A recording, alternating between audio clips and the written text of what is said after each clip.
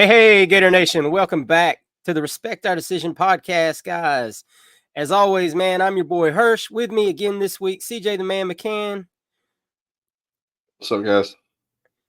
Our man Wes, his son is in the baseball championship this Wednesday night, so he can't be with us. Best of luck to him and his son as they try to bring the championship home. He'll be back with us next week, guys. Man, it's never as our good friend Gator Dave Waters says on Gator's Breakdown. There's never a dull moment in Gator Nation, and just when you thought everything looked to be in a positive direction, the ghost of Jaden Rashada past has reared its ugly head this week. So we're gonna break that down, man. Give our opinions on it. Say what we kind of really feel like is going to come of this, and bring some information I've heard some other places, CJ's heard some other places, and wrap up what it all kind of means for the Gators and Billy Napier going forward. The 2023 class just seems to keep popping back up, man. It's a hot thing. It doesn't want to go away. But before we get into all that, guys, as always, go out, download us wherever you get your podcast from. And if you're checking us out on YouTube, guys, and y'all were killing the videos last week, guys, I appreciate it. Especially that little short Cormani McLean commitment video I did. No, I'm sorry. That was the Eli Badger commitment video that I did. Y'all guys really killed that, man. You smashed the like button on that. Do it again this week, guys. If you're watching the video now and you haven't already, please subscribe and smash that like button for us, guys. Drop a comment down below. What are your takes on the Rashada situation? Is it gonna matter? Is it much ado about nothing? Do you think the young man is entitled to some money? If I mean, everybody's opinion on this is valid. Nobody's opinion is necessarily wrong in this. So drop it below. And before we get to that, guys, as always, make sure if you haven't already and you're able, go out there, support Florida Victorious. Obviously, we're seeing now again why the change to Florida Victorious was the right move to make here. Go out, support Florida Victorious, guys. You can make sure your money goes to whatever sport you're looking for it to go to. Use our code DECISION, guys. Jump in there and support Gator athletes. They can use the help. We got to grow that thing, man. It's still got a long ways to go, but thank you all for your support on that. And if you're on the fence about it, now is a great time to join. Recruiting is going to jump here in the month of June. A lot of big official visit weekend scheduled, including June 14th is shaping up to be a huge weekend, and we're going to start getting into all of that next week. We were probably going to start some this week, but we weren't quite expecting the news that broke yesterday morning. But I know all the content creators out there, they love a great news story, and boy did we get one. So let's jump into it. Jaden Rashada and the Rashada family sue Billy Napier, Marcus Castro Walker, and Hugh Hathcock for fraud. And make no mistake about it, guys, this is not a breach of contract lawsuit. This is a lawsuit claiming fraud. They're claiming that the Napier, Castro Walker, Hugh Hathcock fraudulently basically defrauded them out of their chance to make money, whether it be with us or with the 9.5 alleged deal with Miami. And there's a lot of details here that are going to come out, I'm sure, as time goes by. But this is one. But I saw a lot of people, and CJ jokingly said this as well. But I know what he knows what's going on here. This was a lawsuit that's been in the making since last January. Actually, this lawsuit is something the Rashadas retained their lawyer back in January of last year, and this has been going on. But some of the things that have happened since then is the federal court ruling in Tennessee or about Tennessee that really stripped the NCAA of any kind of power they had going on right now as far as investigations.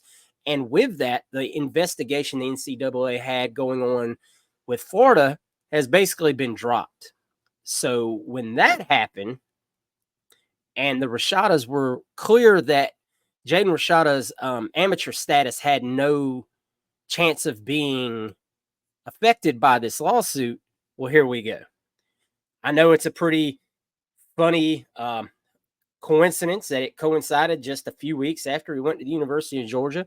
And make no mistake, Kirby Smart is more than happy to see this happen. I know that it was in the wording of the article that went out yesterday that Kirby gave his blessing on it. Well, of course he did. I also think it might have been a little short-sighted by Kirby because it could be beneficial to us in the end in some circumstances, and we'll get to that. But before I go on much longer, CJ, you've read all this. You've seen all the takes. You've seen the breakdowns. And I do recommend real quick, CJ, before you start, if you really want a really nice breakdown of what's going on here, go watch On Three's video with Andy Staples and Nick De La Torre. And Nick really does a good job breaking all of this down. I'm not one to promote a whole lot of things that On Three does, but we love Nick De La Torre and what he brings to Gator Nation and the information he has. And their video was very, very informative for the common man. But CJ, what are your takes on all of this? No, I think that now, I think more than anything, this is going to open the floodgates. Whatever the outcome is, I don't think this goes to court. I think this probably is something that's going to get settled outside of court to avoid, any skeletons getting revealed from either side. So I think that's kind of where we're headed. That's where most things go, especially when you're talking about big companies, big universities. They'd rather not go to court. They'd rather just settle. It's a lot less headache. So I think that's probably where this is going to go. But no, it's opened the floodgates now for guys like Walter Nolan, and Evan Stewart. Evan Stewart. There's a few other guys out there that aren't coming to my mind yet, but you can sit here and name a whole bunch of guys that claim to have been wrong as far as NIL goes, and it's going to open the door for them to be like, okay, well, we'll see how this goes, and then we're going to start filing suit, which is something that was predicted back in 2021, 22. People all said that that's where this is headed. These kids are going to start to sue, and that's what's going to happen here. Now, whether or not the Rashadas have really any legal standing to sue, I'm not an attorney. I don't pretend to be an attorney. But based on people that are a little more knowledgeable than I am, it's basically seeming like this is just a cash grab. This is something to kind of damage whatever reputation they think they can. They're not going to get $13.98 million from the University of Florida. That's not going to happen. And I'm firmly in the camp that believes that there was never $13.98 million ever offered to the Rashadas knowingly. There might have been some verbiage that they had added or had, put in there to total that up. And when we got to the table, we were like, whoa, this isn't what we're agreed on. Because if, we sit here and we complain about the University of Florida and their boosters and NILs and not being willing to spend money, then if we feel that way, there's no way that we can believe that these people would go and try to offer $14 million. That wasn't what was going to happen. So there's just a lot to unpack. I think Hal Lewis on Twitter has put a pretty good breakdown. If you want to check out what he's got to say, he's an actual attorney. He understands this, so and has some knowledge of the situation, right? And he has some knowledge of the situation, so I would defer to him. Being the guy is a pretty successful lawyer. And a lot of the people that were running the Gator Collective at the time were lawyers. So there's the reason there's no breach of contract here. There's a reason that the Gator Collective, whatever merit that still has, isn't being sued. Because within the contract they had a back out clause where either side could back out at any time whenever they wanted to with no penalty. You can say whatever you want to about Billy Napier, suing Billy Napier, saying he was going to pay you this amount of money, which makes no sense because Billy Napier was never going to pay Jaden Rashada anything. It's just not how that works. Billy Napier can't promise you any money. Even if he did say that, that's an empty promise. That's not going to happen. And before you go any further with that, you hit on the point right there I wanted to mention. In this suit, the plaintiffs have to prove all of Right. this. Billy Napier doesn't at this point have to prove anything. Nick said this really great in that interview I mentioned. Billy and company can sit there and not say a word as far as all of this goes right now. They do not have to. They don't have to prove anything. Right. And Florida is a two-party consent state where even if the Rashadas do have, say, a recording of Billy Napier saying this, Billy had to have consented to that being recorded. And what college coach Mm-hmm. of any are saying, yeah, man, go ahead and record me as I tell you I'm going to give you $1 million to sign with Mm-hmm. us? None. Right. None. So that's inadmissible evidence. So Mm. therein, it's a he said, she said situation. Right. And this is another thing that's going. It is really tough to prove fraud. Fraud is not an easy thing to prove. And when you're the plaintiff in this situation, like the Rashadas are, you carry the weight, you carry the burden of proof. As the judge I know likes to say, just think of it like scales. You have to preponder, which means you have to tip one side favorable to the other side. And if you can't do that, if you can't provide anything other than, well, I said this and they said that, if it's just all hearsay, you really don't have much of a case. But like I said, I think that the Rashadas are going to get paid. They're going to get some kind of settlement, I'm sure, because again, even if Florida's in the right in this, it's probably cheaper to settle than to pay attorney's fees and go to court. And get You'll come out headlines. right, and it comes at and you worry about bad press. If you were to settle out of court, you could settle, move on, um, whatever. Jaden gets his little money and he can go away and leave Harlan. everybody alone. Harlan gets Whoever. his money. Harlan gets his money. Harlan Rashada can have his money. Whatever. I mean, that's just the way it's gonna have to go. Like I said, I'm not worried about it. The recruits that we have don't seem to care, considering pretty much every kid we've got.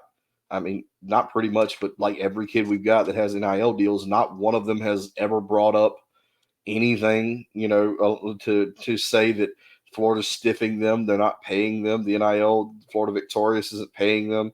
That's not happened. The only time, you had the one little thing with Gervon Dexter, but that was more of his agent than it was anything to do with Florida Victorious. So,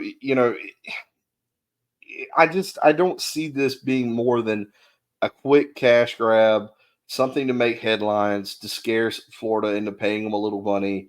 It's really just a nothing burger because again, Billy Napier, their argument, Billy Napier promised them this money. Billy Napier can't promise you somebody else's money. That's just not how that works. I could tell Hirsch, well, I'm going to promise you that Bill Gates is going to pay you $1 million. He can't sue me when Bill Gates doesn't pay him $1 million because I didn't promise him anything that I didn't have. So if you mess up and you take him at his word, then that's like what I like to call the cost of doing business.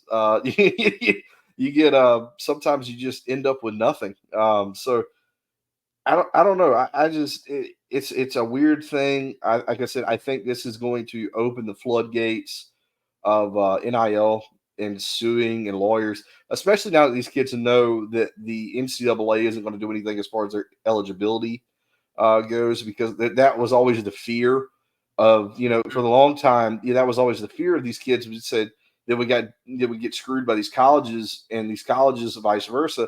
You can't sit here and say, hey, well, they paid me, or hey, they were going to pay me, or hey, I got paid, but I didn't get paid as much. You couldn't come out and say that because that affects your eligibility. Now there is no consequence for that.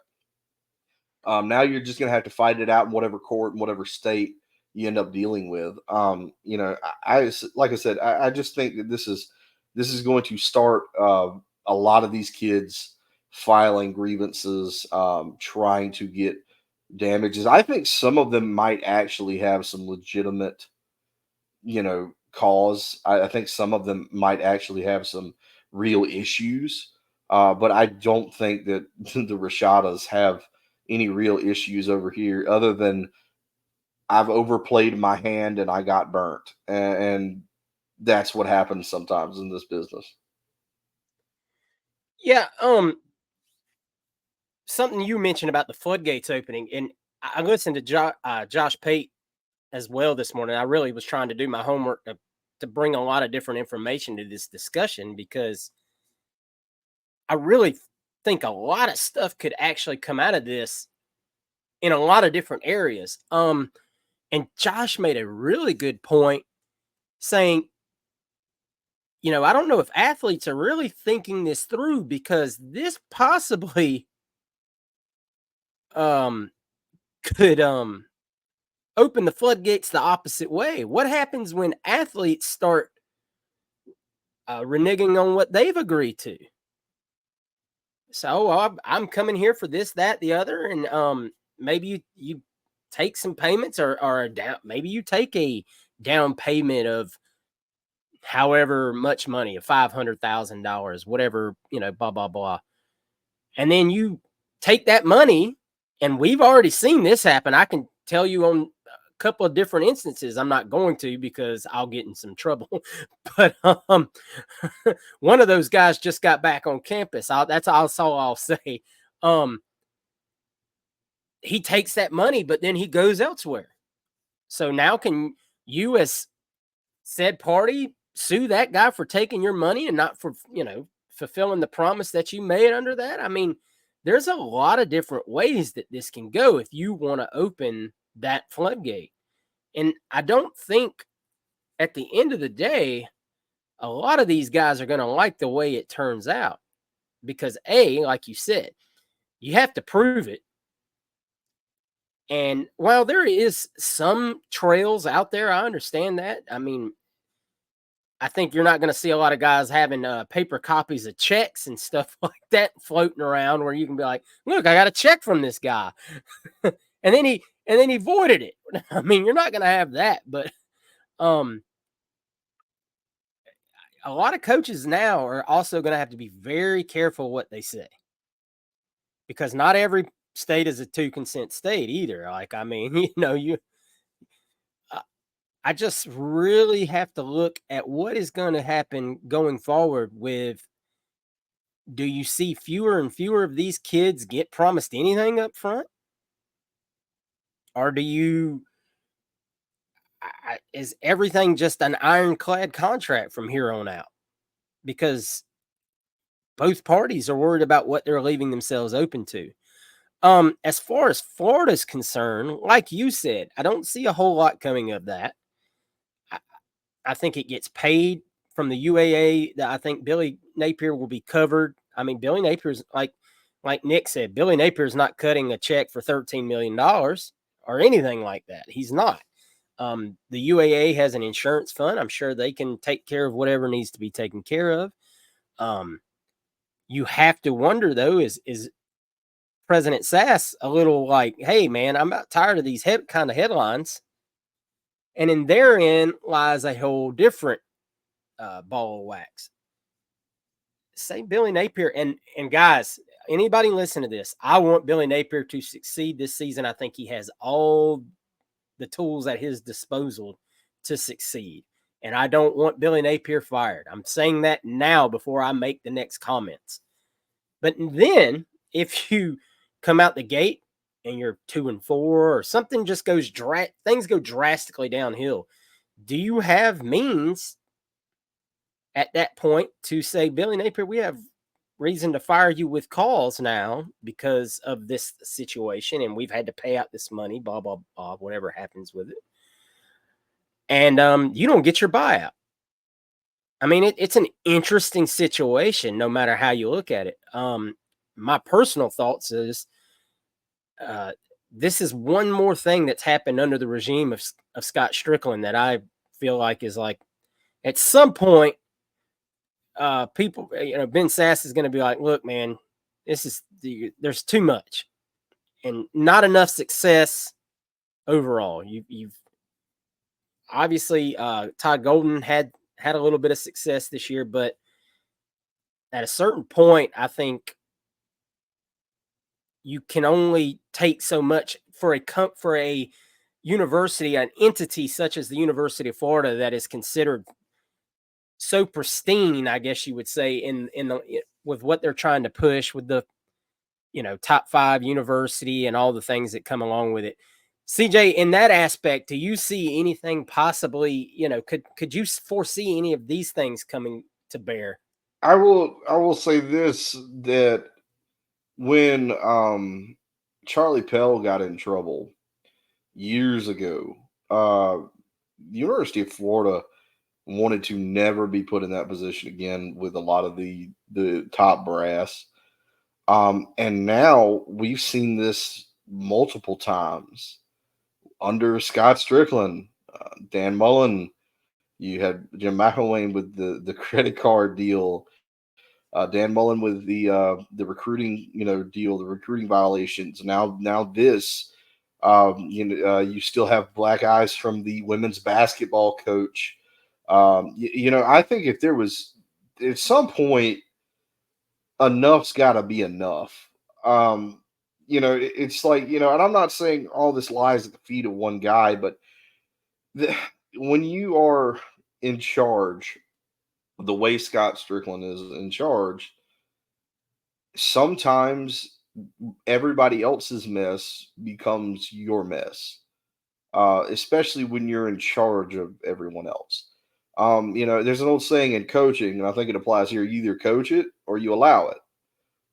So if even though you might not be coaching them to do it, it's still happening, so you're allowing it. So I think that there could be some repercussions there. I think, like I said, if they want any kind of justification to fire Scott Strickland, I think they have it through multiple things. I'm not saying that that's gonna happen. I'm just saying this could definitely be another piece of mounting evidence that shows that he's really not doing a great job.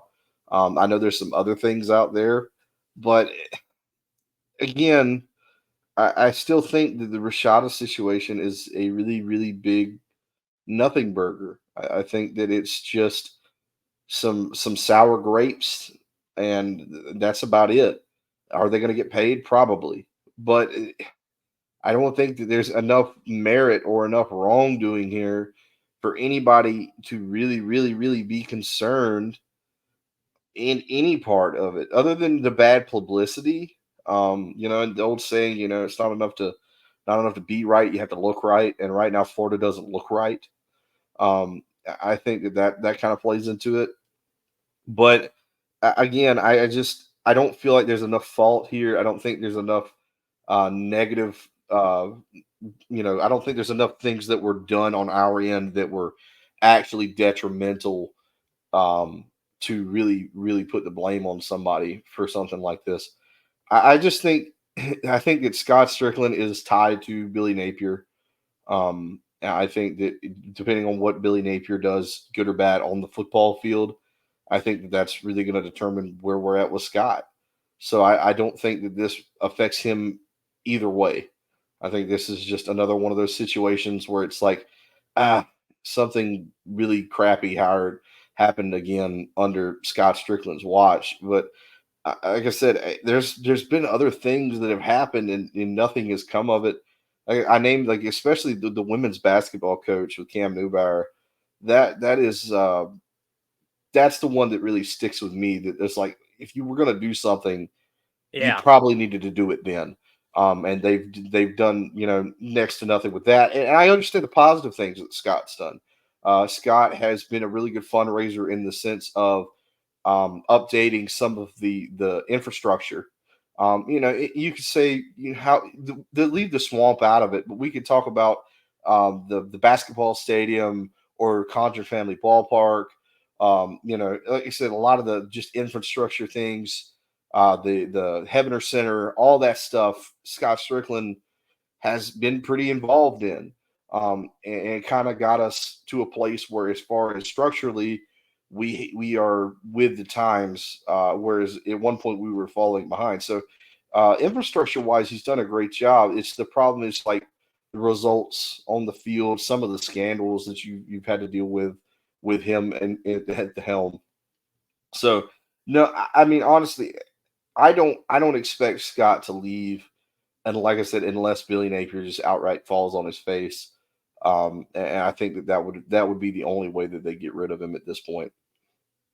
I agree. It's going to be interesting to watch what happens in the next few weeks to months and how this plays out. But honestly, if I had to bet at the end of the day, it's much ado about nothing.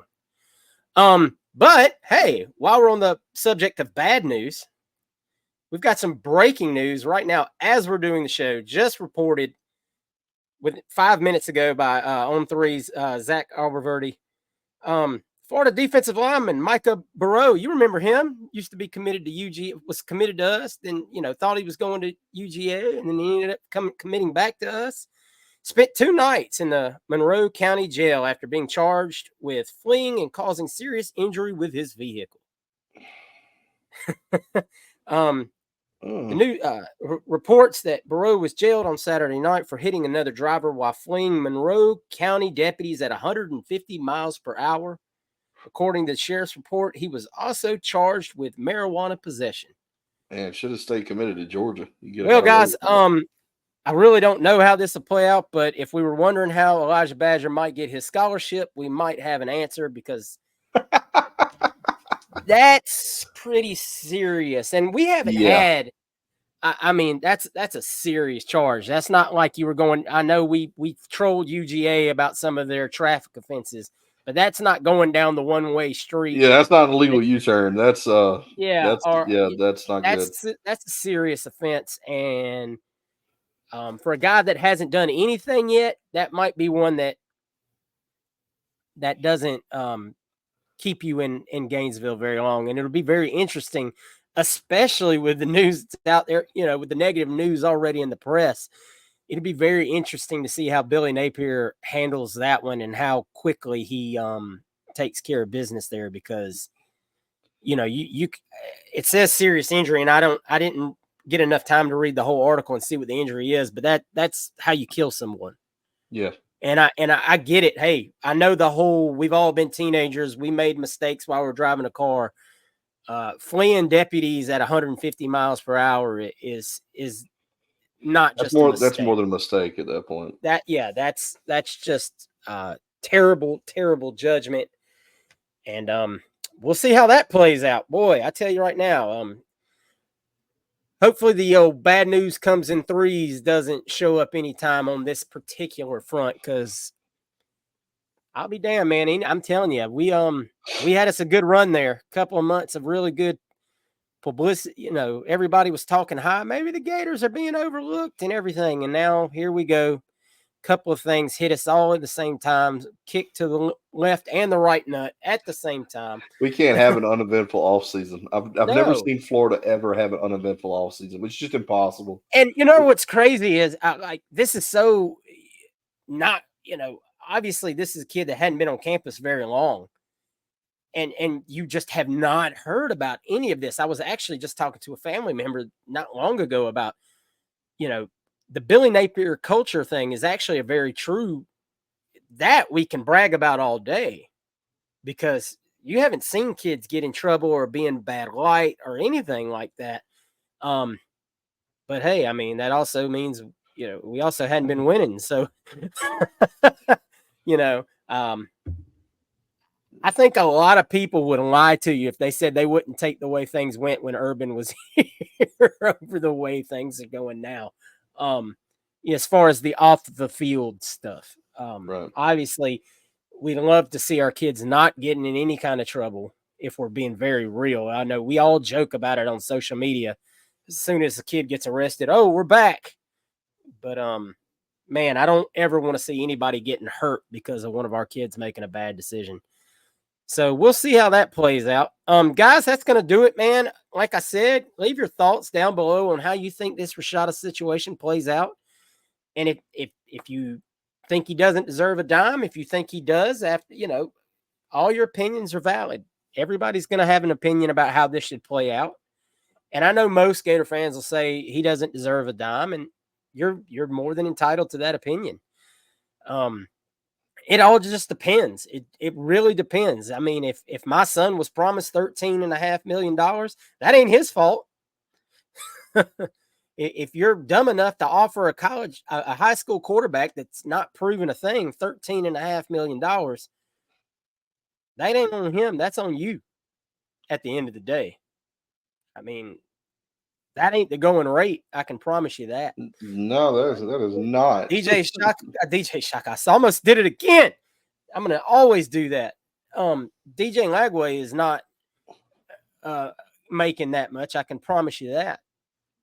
So, anyway, guys, that's gonna do it for this week's show. CJ, what do you got to add before we get out of here? No, we'll just have a wait and see if Florida makes the baseball tournament or not. We're one of those bubble teams. Didn't do ourselves any favors in Hoover. We got bounced in the first game by Vandy.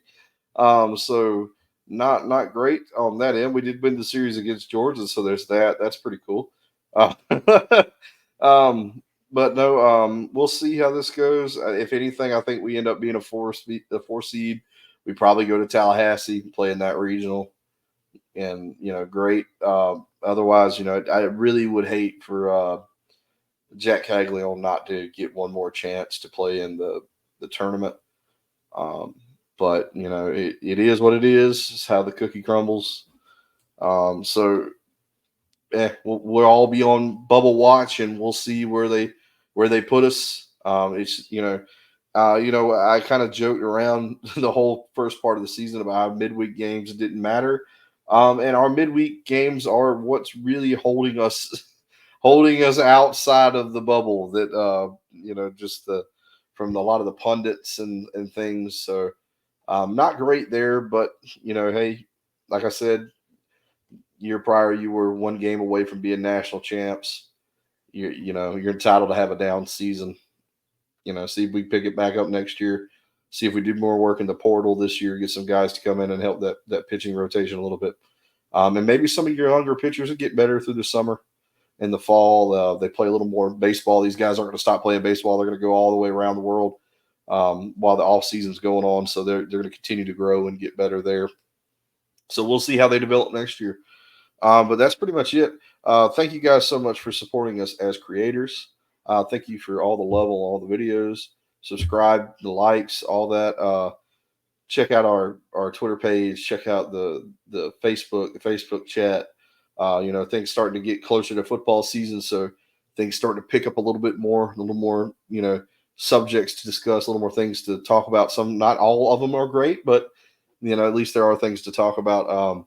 But thank you guys so much for supporting us. Check out our friends at Alma Mater. Use our link. Buy some of the cool gear they've got going on over there. Use our discount code with our friends for Florida Victorious if you're able to do that. Support the Gator athletes. Try to help out with some of this recruiting stuff. It's not going to go to pay for Billy Napier's court cost, so you don't have to worry about your money going there if you don't want it to. But thank you guys so much. We really appreciate it. And go Gators. Go Gators, baby. Make sure y'all check out Pot of the People this weekend. And thank you so much, like CJ said.